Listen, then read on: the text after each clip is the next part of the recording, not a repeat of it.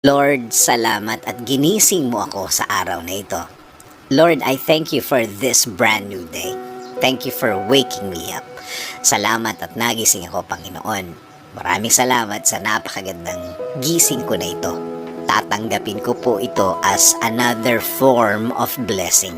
Humihingi po ako ng patawad, Lord, dahil minsan hindi ko nakikita ang kagandahan ng umaga at araw. Hindi ko nakikita ang mga bagay na ibinibigay niyo sa akin. Mga bagay na dapat maganda ang effect sa akin. Since na sa problema ako nakatingin, hindi ko po ito lahat nakikita. Kaya ngayon, Lord, mas magko-concentrate ako sa mga biyaya niyo sa akin. Mas ibubukas ko ang aking mga mata, ang aking puso, ang aking isip. Mas hahanapin ko ang kagandahan ng araw at kagandahan ng sitwasyon. Sa ganda ng mga bagay na inilalagay nyo sa aking buhay.